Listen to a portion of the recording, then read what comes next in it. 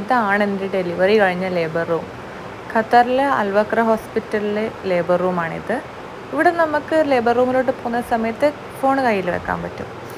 ഞാൻ എൻ്റെ ഡെലിവറി കഴിഞ്ഞ പാടെടുത്തൊരു ക്ലിപ്പാണിത്.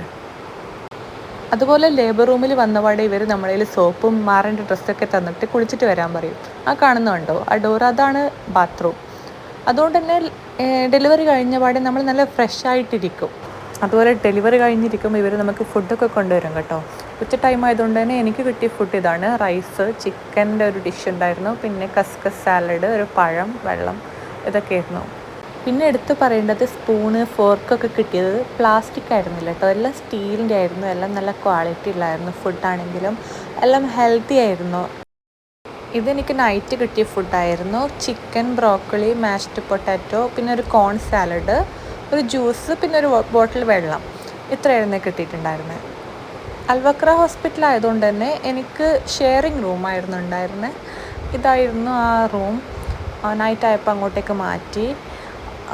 ഷെയറിങ് റൂം ആയിരുന്നെങ്കിലും വലിയ കുഴപ്പമുണ്ടായിരുന്നില്ല. അത്യാവശ്യം പ്രൈവസി ഒക്കെ ഉണ്ടായിരുന്നു. നിങ്ങൾക്ക് കാണാം, ഇതുപോലെ ഇങ്ങനെ കർട്ടൻ ഇട്ടിട്ട് സെപ്പറേറ്റ് ചെയ്തിട്ടാണ് ഉണ്ടായിരുന്നത്.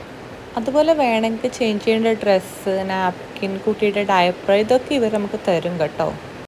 നാട്ടിലെ പോലെ കുറേ സാധനങ്ങൾ ഹോസ്പിറ്റലിൽ കൊണ്ടുപോകേണ്ട ആവശ്യമില്ല ഇവിടെ. അതിനെപ്പറ്റി ഞാൻ ഒരു വീഡിയോ ചെയ്യാം. ചാനൽ മറക്കാതെ സബ്സ്ക്രൈബ് ചെയ്യണേ. Thank you.